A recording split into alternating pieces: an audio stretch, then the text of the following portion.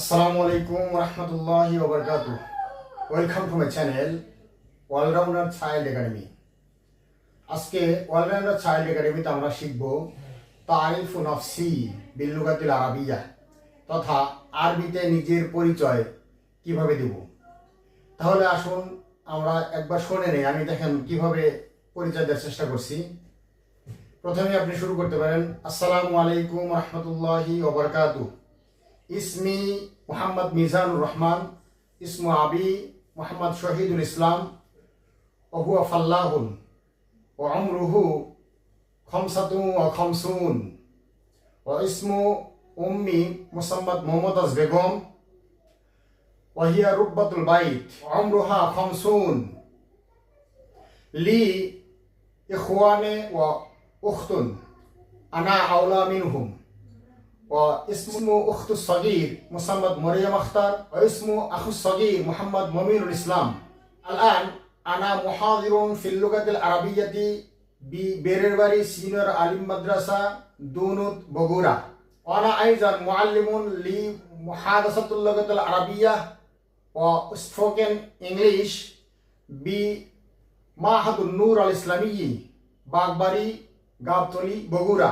اسم قريتي করিমপুর তেগরি, ইসমু ইসমুল ইত্তেহাদ বিশালপুর, ইসমু মারকাজ শুরতাতি শেরপুর, ইসমু নাইবুল মুহাফাজাতি আইজান শেরপুর, ইসমুল মুহাফাজাতি বগুড়া, ইসমুল বিলাদি বাংলাদেশ. আলআন উরিদু আন উবাইয়িনা আমামাকুম লি هوايتي المفضلة جريدة اليومية، ولعبة المفضلة كرة القدم، وطعم المفضلة سمك، وشخصية المفضلة حضرة محمد مصطفى صلى الله عليه وسلم لأنه نبينا وآخر الأنبياء من الله سبحانه وتعالى، وأنا أيضا أمته. شكرا جزيلا لسامعي বিসবরিল জামিল। আসসালামু আলাইকুম রাহমাতুল্লাহি ওয়া বারাকাতুহু। আপনি যদি কোনো মাদ্রাসার স্টুডেন্ট হয়ে থাকেন তাহলে এই বক্তব্যটি আপনার জন্যই। আপনি এই বক্তব্যটি সুন্দরভাবে আয়ত্ত করে নিয়ে কোনো অনুষ্ঠানে অথবা কোথাও এই বক্তব্যটি সুন্দরভাবে প্রদান করে সকলকে চমকে দিতে পারেন। তাহলে আসুন শুরু করা যাক। অলরাউন্ডার চাইল্ড একাডেমি মাউজু তারিফ নফসি বিল আরাবিয়া, আরবিতে নিজের পরিচিতি। আপনি শুরু করতে পারেন সালাম দিয়ে আসসালামু আলাইকুম রাহমাতুল্লাহি ওয়া বারাকাতুহু। ইসমি আমার নাম, মুহাম্মদ আপনি ছেলে হলে লিখবেন মুহাম্মদ বলবেন, আর মেয়ে হলে বলবেন মুসাম্মাদ। এরপর আপনার নামটা বলবেন, যেমন ইসমি মুহাম্মদ মিজানুর রহমান, আমার নাম মোহাম্মদ মিজানুর রহমান। এরপরে ইসমু আবি আমার বাবার নাম, মুহাম্মদ আপনার বাবার নাম যেটা সেটা বলবেন, যেমন আমার বাবার নাম ইসমু আবি মোহাম্মদ শহীদুল ইসলাম। এরপরে ওহুয়া ফাল্লাহুন আমার বাবা একজন কৃষক, অথবা আপনার বাবা যদি একজন চাকরিজীবী হয় বলতে পারেন ওহুয়া মুআল্লাফুন তিনি একজন চাকরিজীবী, অথবা বলতে পারেন ওহুয়া তাজিরুন তিনি একজন ব্যবসায়ী। ও আমরুহু তার বয়স, আপনার বাবার বয়স কত, যেমন আমার বাবার বয়স খমসাতু ওয়া খমসুন 55 বছর।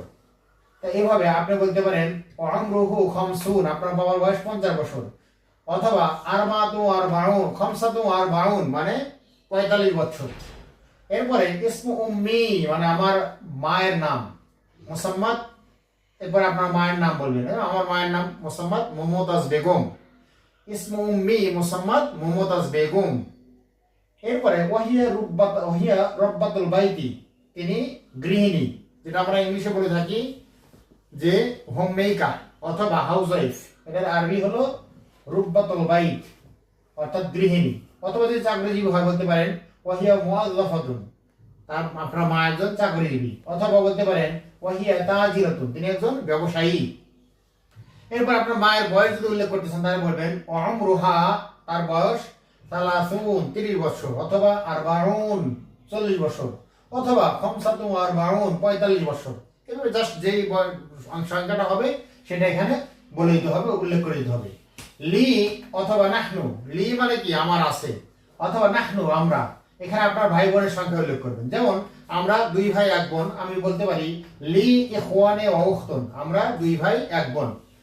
অথবা নাহনু ইখওয়ানে ওয়া উখতুন, আমরা 2 ভাই 1 বোন। অথবা আপনি যদি আপনার একমাত্র সন্তান হন, সেক্ষেত্রে আপনি বলতে পারেন আনা ইবনুল ওয়াহিদ লিল ওয়ালিদাইন, আনা ইবনুল ওয়াহিদ লিল ওয়ালিদাইন, মানে আমি আমার বাবা মার একমাত্র সন্তান। যেমন আমরা অনেকেই বলে না যে আমি একাই 100। এই এরপরে আপনি কোথায় পড়াশোনা করেন সেটা বলবেন। আপনি কোথায় পড়াশোনা, আপনি কোন ক্লাসে পড়াশোনা করেন সেটা বলবেন। যে আনা তালিবুন ফিস সাফিল আলিমি, অথবা আনা তালিবুন ফিস সাফিল আশিরি, আমি 10ম শ্রেণীর একজন ছাত্র। অথবা আপনি যদি 5ম শ্রেণীর ছাত্র হন, বলতে পারেন আনা তালিবুন ফিস সাফিল খামিসি, আমি 5ম শ্রেণীর একজন ছাত্র। এরপরে ইসমু মাদ্রাসাতিনা, আমার মাদ্রাসার নাম, অর্থাৎ আমাদের মাদ্রাসার নাম। এখানে আপনার জাস্ট মাদ্রাসা অথবা স্কুল অথবা কলেজের নামটা বলে দিবেন। যেমন আমি একটা মাদ্রাসার নাম দিয়েছি ইসমু মাদ্রাসাতিনা শেরপুর কামিল মাদ্রাসা বগুড়া। অথবা আপনি যদি আপনার যে কোনো আপনার প্রতিষ্ঠানের নাম বলতে পারেন, যেমন আপনি আনুর ইসলামিক ইনস্টিটিউটে পড়েন, তাহলে আপনি বলতে পারেন যে ইসমু মাদ্রাসাতিনা মাহাদুন নূর আল ইসলামী। এরপরে ইসমু করিয়াতি, মানে আমার গ্রামের নাম। আপনার গ্রামের নাম বলে জাস্ট গ্রামের নামটা বলে দিবেন। কারণ আমার গ্রামের নাম করিমপুর তেঘরি, আমি লিখে দিয়েছি ইসমু করিয়াতি করিমপুর তেঘরি তেঘরি। এরপরে দেখেন ইসমু করিয়াতি করিমপুর তেঘরি, আপনার করে গ্রামের নাম এখানে লাগিয়ে দিবেন জাস্ট।